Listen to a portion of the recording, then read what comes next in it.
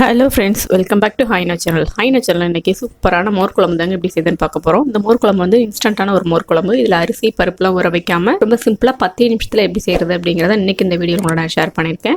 இந்த மோர் குழம்போட காரசாரமான உருளைக்கிழங்கு வறுவல், கத்திரிக்காய் வறுவல், இந்த மாதிரி ஸ்பைசியான நீங்கள் எது சேர்த்து சாப்பிட்டாலும் ரொம்ப சூப்பராக இருக்கும். ரொம்ப சிம்பிளாக டேஸ்டியான இந்த இன்ஸ்டன்ட் மோர் குழம்பு எப்படி வைக்கிறது அப்படிங்கிறத பார்க்கலாம். இன்றைக்கி நான் வந்துட்டு வெள்ளை பூசணி வச்சு மோர் குழம்பு வைக்க போகிறேன். நீங்கள் இதுக்கு பதிலாக வெள்ளரிக்காய் போட்டு வைக்கலாம், சுரக்காய், அப்படி இல்லை அப்படின்னா வெண்டைக்காய் சேர்த்து செஞ்சு பாருங்க, ரொம்ப சூப்பராக இருக்கும். காய் எதுவுமே சேர்க்காம நீங்கள் கடல வடை இல்லை உளுந்து வடை செஞ்சு வடையோட சேர்த்து சாப்பிட்டாலும் ரொம்ப சூப்பராக இருக்கும்.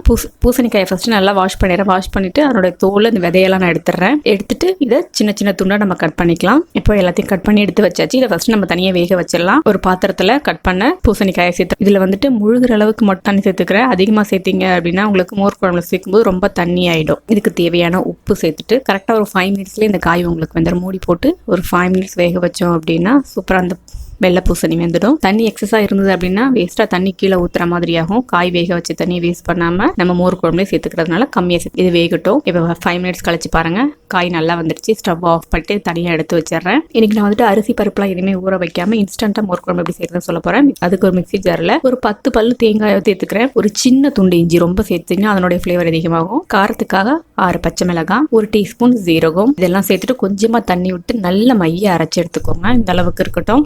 இதுலேயே வந்துட்டு நான் இன்னொரு மிக்ஸி ஜாரில் கெட்டியான தயிர் வந்து சேர்த்து அதை நல்லா நான் அடிச்சுக்க போகிறேன். இப்போ பாருங்கள், மிக்ஸி ஜாரில் நல்லா அடித்து மோர் எடுத்து வச்சுட்டேன். மோர் ரொம்ப புளிக்காமல் பார்த்துக்கோங்க. ஒரு வானல் ஒன்று சூடு பண்ணிக்கிறேன். இன்றைக்கி நான் வந்துட்டு தேங்காய் எண்ணெய் சேர்த்து தான் செய்ய போகிறேன். மோர் குழம்பு தேங்காய் எண்ணெய் சேர்த்து செஞ்சிங்கன்னா ரொம்ப சூப்பராக இருக்கும். இதில் 1 டேபிள் ஸ்பூன் அளவுக்கு தேங்காய் எண்ணெய் சேர்த்துக்கிறேன். எண்ணெய் நல்லா சூடாகட்டும். இதில் 1/2 டீஸ்பூன் அளவுக்கு கடுகு, 1/2 டீஸ்பூன் ஜீரகம், இது ரெண்டும் நல்லா எண்ணெயில் பொரியட்டும். கடுகும் ஜீரகமும் எண்ணெயில் நல்லா பொரிஞ்சிச்சு. 1/4 டீஸ்பூன் அளவுக்கு பெருங்காயத்தூள், 4 வரமிளகாய், இதெல்லாம் சேர்த்து நல்லா எண்ணெயில் வறுத்துக்கிறேன். 2 கொத்து கருவேப்பிலையும் சேர்த்துக்கிறேன். இதோட நம்ம அரைச்சி வச்சுன்னா அந்த தேங்காய் விழுது இருக்கு இல்லைங்களா, அதை சேர்த்துக்கிறேன். சேர்த்துட்டு கொஞ்சமாக தண்ணி விட்டு நம்ம மிக்ஸி ஜாரையும் கழுவிட்டு அதையும் அதில் சேர்த்துக்கலாம். இதில் நான் கொஞ்சமாக தண்ணி விட்டு சேர்த்துக்கிறேன். ஏன்னா நம்ம ஆல்ரெடி காய் வேக வச்சு அந்த தண்ணி அதில் கொஞ்சம் இருக்கு. மோர் நம்ம அடிச்சு வச்சிருக்கோம், அதனால ரொம்ப தண்ணி சேர்த்துறாதீங்க. இப்போ இதில் வேக வச்சிருந்த பூசணிக்காயும் சேர்த்துக்க போறேன். இப்போ இதுக்கு தேவையான மஞ்சத்தூள் சேர்த்துக்கிறேன். இப்போ ஒரு கொதி வரும்பொழுது நம்ம மிக்ஸியில் அடிச்சு வச்சிருந்த தயிர் வந்து சேர்த்துக்கலாம். தயிர் சேர்த்ததுக்கு அப்புறமா நல்லா கலந்து விட்டுக்கிறேன். கலந்து விட்டுட்டு உப்பு டேஸ்ட் பண்ணி பார்த்துக்கோங்க. தயிர் சேர்த்துட்டு நல்லா கலந்து விட்டுக்கிறேன். இப்போ இதில் உப்பு செக் பண்ணி பார்த்துக்கோங்க. நான் பூசணிக்காய் வேக வைக்கும்போது உப்பு சேர்த்துருந்தேன். அதனால பார்த்துட்டு உங்களுக்கு தேவையான அளவு சேர்த்துக்கோங்க. நான் உப்பு சேர்த்துட்டு அதை நல்லா கலந்து விட்டுக்கிறேன். இதில் முக்கியமானது வந்து மோர் குழம்பு கொதிக்க விடக்கூடாதுங்க. கொதிக்க விட்டீங்க அப்படின்னா உங்களுக்கு திரிஞ்ச மாதிரி ஆகிடும். இந்த மாதிரி நுரைச்சி வரும்பொழுது நம்ம ஸ்டவ் ஆஃப் பண்ணிடலாம். அப்போதான் உங்களுக்கு திரிஞ்சு போகாமல் மோர் குழம்பு நல்லா இருக்கும். நுரைச்சி வரும்பொழுது நான் ஸ்டவ் ஆஃப் பண்ணிட்டு நல்லா கலந்து விட்டுக்கிறேன். கலந்து விட்டுட்டு